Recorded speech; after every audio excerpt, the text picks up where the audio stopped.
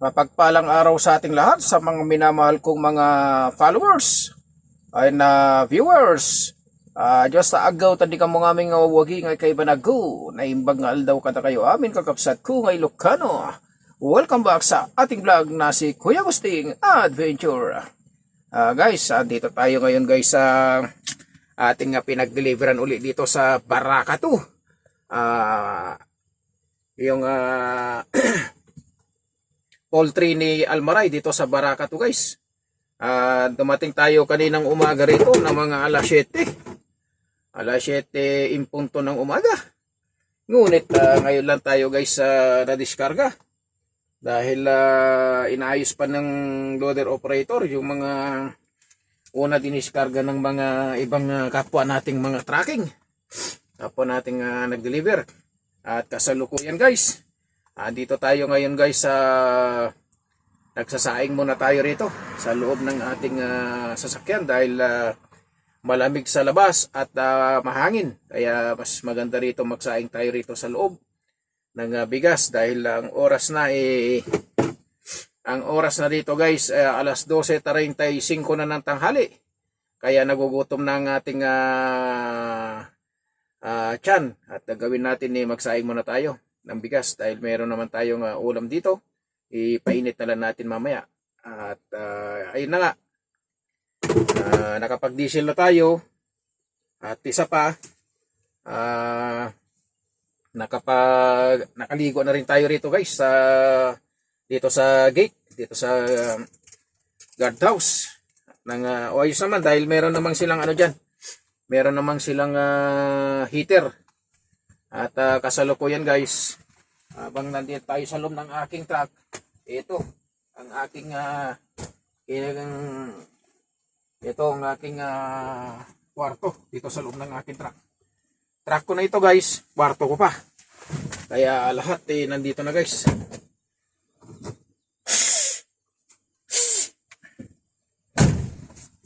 At yun na nga. Pagkatapos natin mamayang magluto, mananghalian tayo. Katapos nating mananghalian, saka tayo tatakbo na naman. At malayo pa ang ating lalagbayin na naman guys. Papunta tayo ng Rabig Pier, dun ng kargahan ng feeds.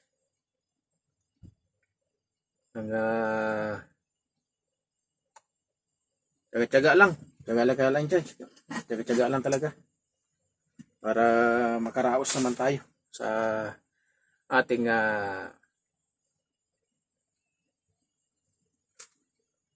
karaos tayo sa pang-araw-araw.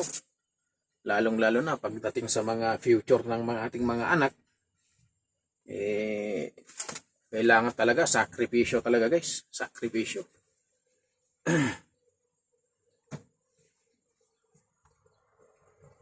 Dahil kung hindi natin gagawin yung magsakripisyo, walang maasahan. Saka wala tayong ibang ipapamana sa ating mga anak kundi education. Kaya maraming salamat guys sa patuloy ninyong pagsuporta sa aking YouTube channel na si Kuya Gusting Adventure. At ngayon guys, January 3, ngayon yung 1 year anniversary natin sa ating pagbablog. Kaya tuloy-tuloy lang tayo guys, tuloy-tuloy lang tayo sa ating pagbablog. Habang naririyan kayo na nanonood din sa aking ina-upload na video. Maraming salamat guys sa inyong suporta. Maraming salamat sa inyong suporta lagi sa akin.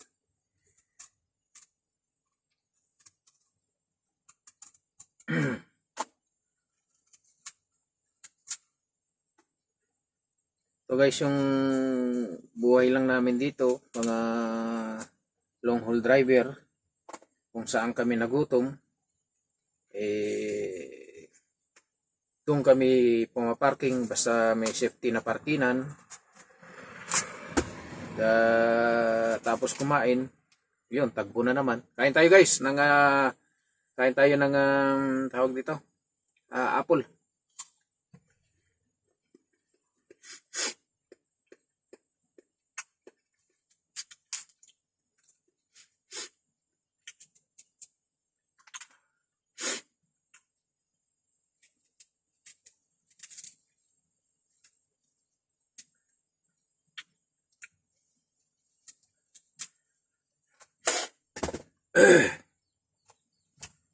Ayun guys, yung aming ating pinarkinan. Yan o.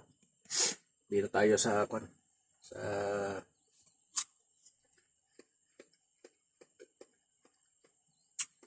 daan.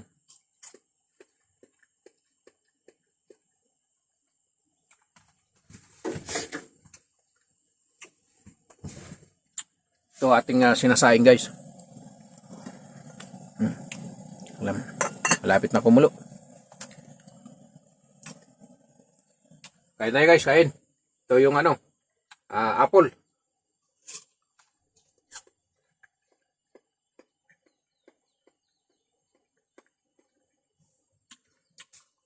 Habang tayo kasasain ng bigas, kain muna tayo ng apple.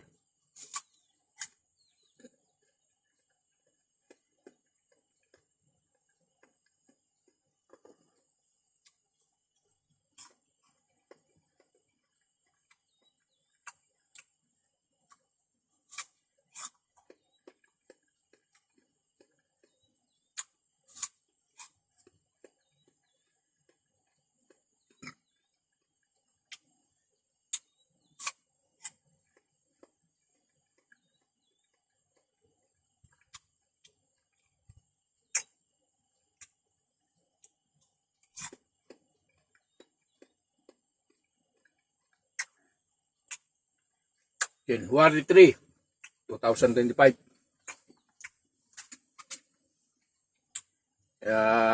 Tuloy lang tayo guys. Tuloy lang tayo sa ating pagbablog.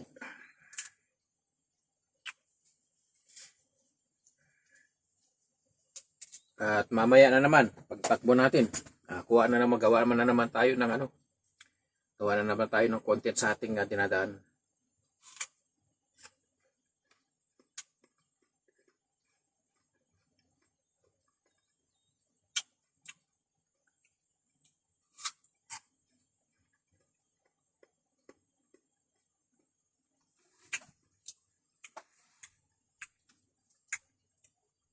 Basta biyahero ka talaga, asahan mo. Doon ka matutulog sa truck. Doon ka na maglaba. Dito ka na matulog. Pagkising mo, manubela agad yung makakapa mo.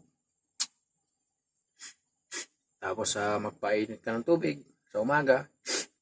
Tapos magpakulo ng tubig. Timpla ng kape. Ayun na naman. Takbo na naman yung guys. Kaya nasa abroad ang hirap, nasa Pilipinas ang sarap. Yan ang mga nag-deliver yan guys ng ng soya.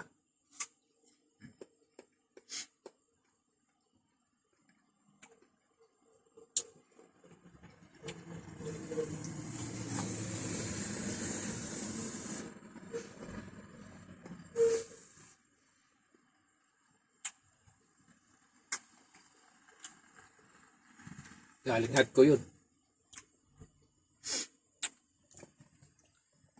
Galinghad ko yun guys. Doon sa malaking istakan ng malaking istakan ng mais saka feeds. Saka yung gilingan ng ng mais. Ay papakain sa manok. Ngayon.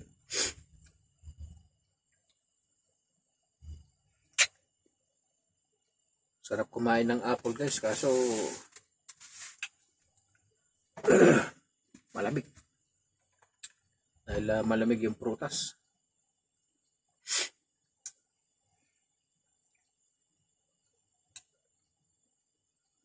Nga nila, tiyaga-tiyaga lang.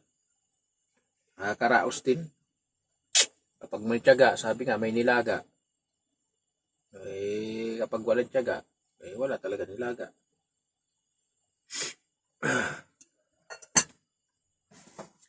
Tara, kumulo na guys. Kunting ano na lang to. Kunting kempot na lang. Maluluto na. At ang ating ulam may adobong manok. Itong adobo na kailan ko pa binili to. At 30. Ano ngayon? 30, 31. 1, 2, 3. 5 days na ngayon guys.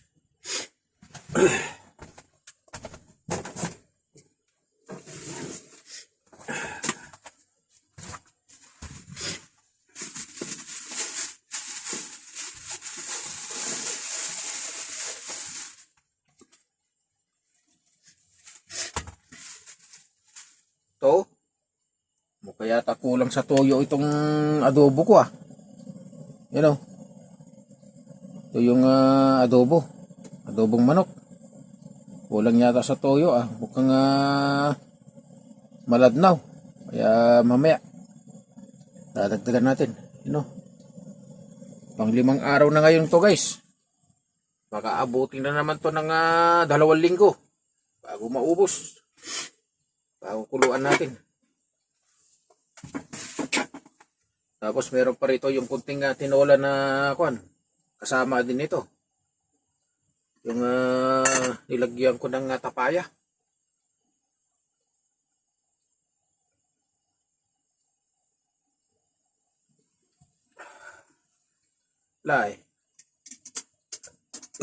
Mag-isa lang tayo sa biyahe. Ganyan talaga ang buhay ng biyahero.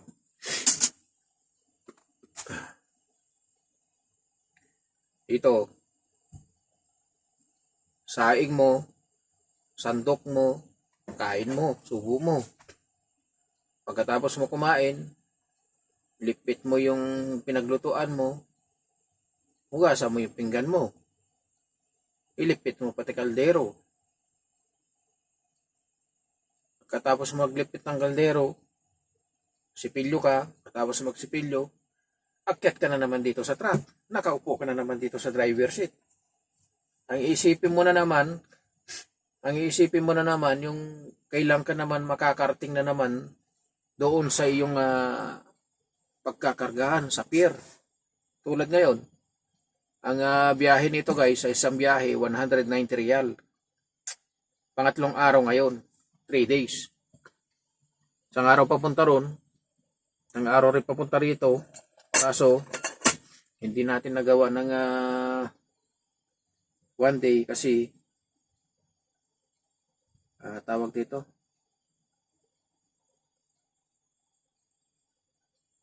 Delay sa diskargahan. Saan yung kutsara? Delay tayo sa diskargahan dito.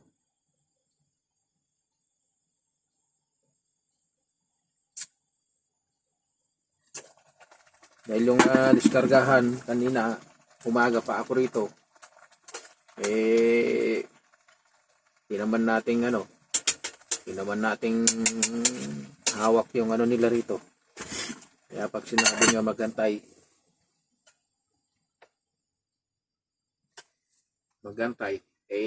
talaga tayo guys. Ganun talaga yung yung patakaran.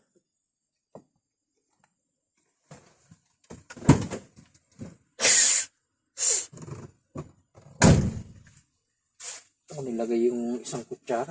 Kaya ito sa kutsara dito. Yun pala. Ayun. Wala na yung kutsara.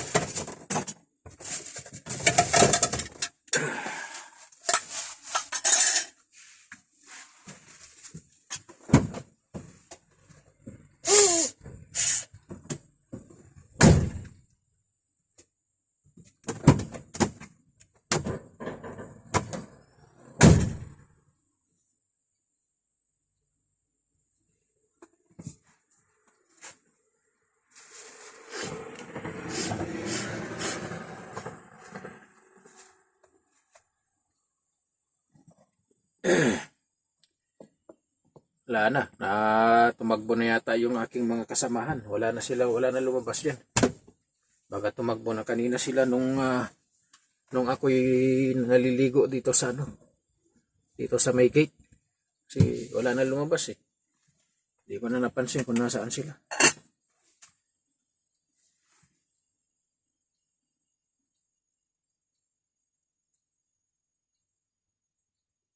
Yung kasama ko na nag-deliver dito, wala na sila dyan.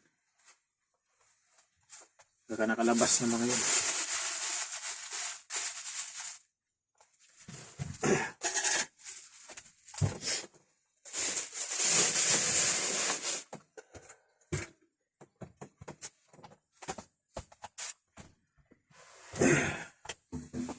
Pag may time tayo, itong adobo na to, lagyan natin na repolyo.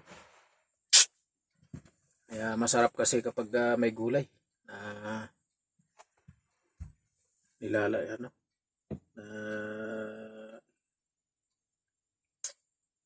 ulam. Halo natin dito sa repolyo na to.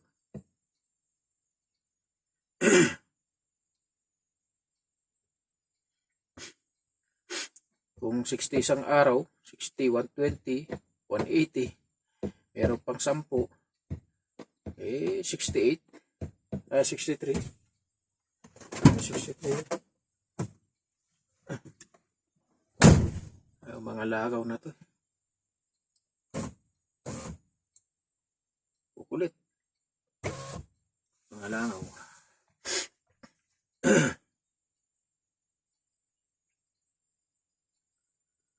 Okay na. Budget. Mahirap naman pag mahirap naman kapag yung hata-hataw naman sa biyahe. Kulang ka naman sa tulog, mas mahirap. Gandala yung ganito, banjing lang. So, pinapatay ko yung makina dahil malamig naman.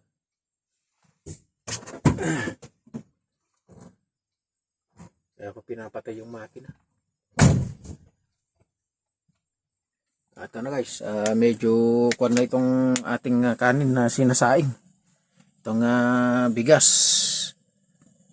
Kunti na lang to. Ayan o. Ibing na lang natin.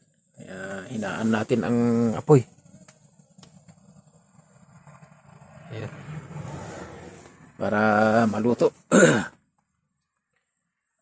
Yan ang disyerto nating daanan mamaya. Kaya dito muna tayo magsaing bigas. Dahil maganda yung parking nandito. Matigas yung lupa. Hindi tayo mababalaho. Yun nga lang. Mahina yung signal. Mahina yung signal dito. Dahil walang antena rito. Yan ang internet.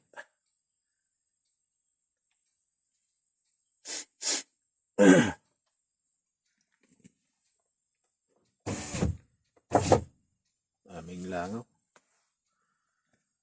Ayun yung natin guys, yung repolyo. Yun.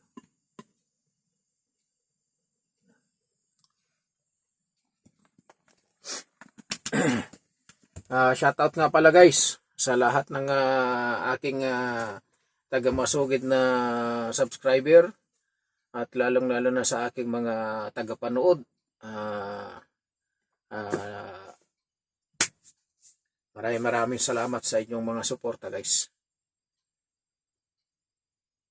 At habang naririyan kayo, patuloy pa rin ako sa pagbablog ng aking ginagawa sa aking trabaho dito sa loob ng Kingdom.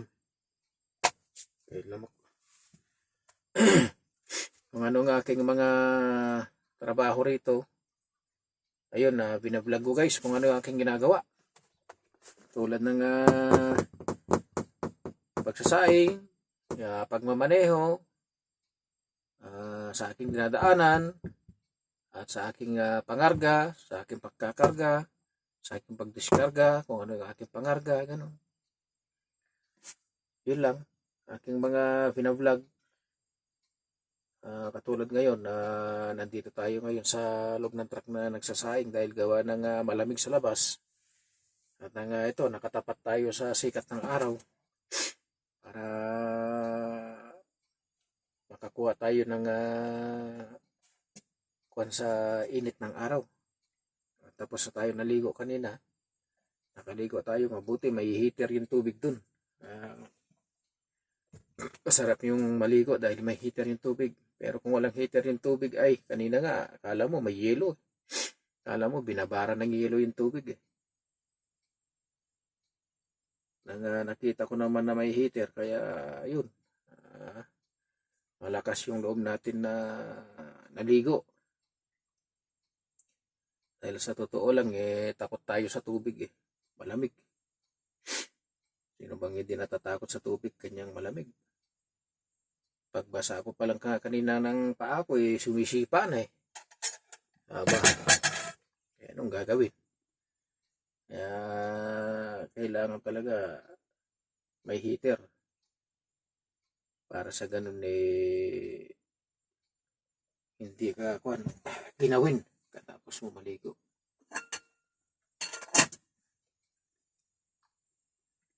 Mainit pala guys, mainit.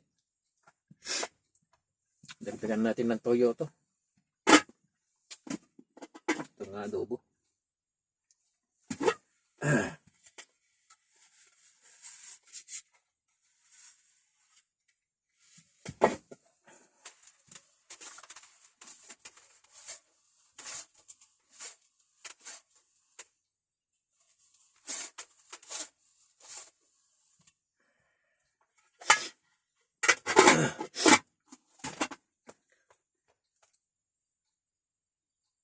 Ang tsaga lang. Kasi nandito yung hanap buhay natin eh. Hindi porket na nasa ibang bansa ka,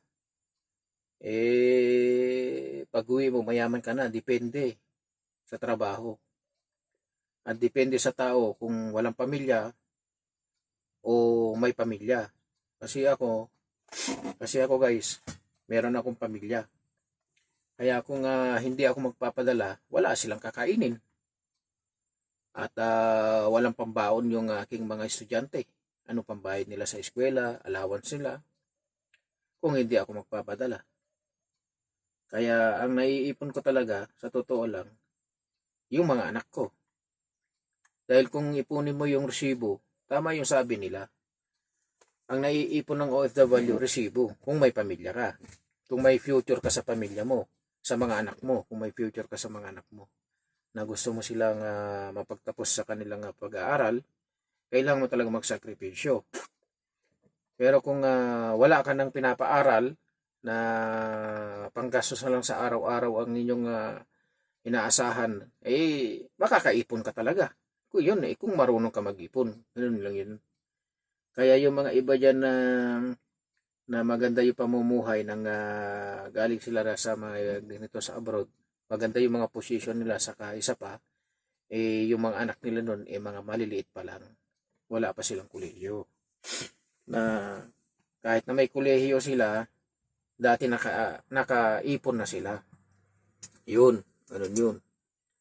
Kaya, hindi na sila hirap. Dating nakapuhunan na sila, nakaipon na sila. Pero ang totoo lang, hindi naman pinupulot ng pera dito guys sa ibang bansa. Ano ka muna, kumbaga magsakripisyo ko muna sa trabaho mo bago mong mahawakan yung tinatawag na real kung anong bansa ang napuntahan mo. Bago mahawakan ng ang sweldo. Kaya nga yung sinasabi nila na kapag nagbakasyon ka, na yung isang OFW, sabi nila kuripot, ganito. Hindi lang nilang alam na wala naman ka talagang pera na umuwi. Wala ka naman talagang pera. Tulad ko, pag nagbabakasyon ako guys, wala akong pera. Wala akong pera pag nagbabakasyon ako. Kasi yung pera na una na sa akin umuwi. Buwan-buwan uuwi yung sweldo ko eh. Anong maiipon ko? Kaya kung hindi ako magpapadala, anong kakainin ng pamilya ko? Anong pang tustos ko sa aking mga anak? Anong mga allowance sila? sa pag-aaral. Ganun yun. Kaya luluobin ng Diyos na nakapagtapos naman ang mga anak mo, yun naman na maganda. Ayun na, doon ka na magsisimula na mag-ipon. Ayun, ganun yun. Kasi ako, hindi ako nakapag-aral.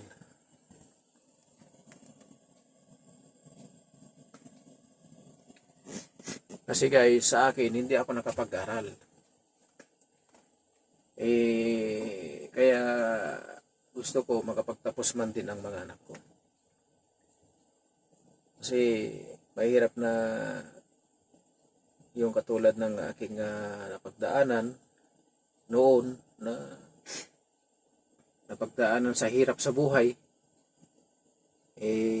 Kasi sa iba na ngayon ang iba na ngayon ang iba na ngayon sa noong araw. Ngayon kapag wala ka na pinag-aralan mahirapan ka maghanap ng trabaho. Sa ngayon, panahon ngayon. Hirap ka maghanap ng trabaho. Dahil ngayon karamihan na ngayon puro mga mga umaasa na sa internet. Sa internet na. Kaya kung wala kang pinag-aralan ngayon, kawawa ka. Kawawa yung bata. Hindi makapaghanap ng magandang trabaho. Yun. Kaya kailangan habang maaga pa, may pag-asa, magsakripisyo ka ng magulang. Hanggang kaya mo naman, sige lang. Ibigay mo yung kanilang pangangailangan para balang araw hindi naman sila maging kawawa. Ganun. Sa mga langaw naman ito langaw.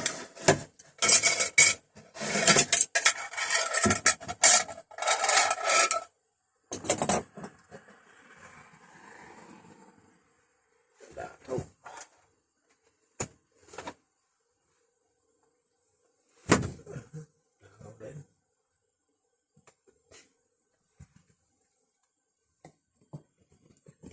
Harap muna natin dun guys sa daan. Buha muna tayo dito ng dekado.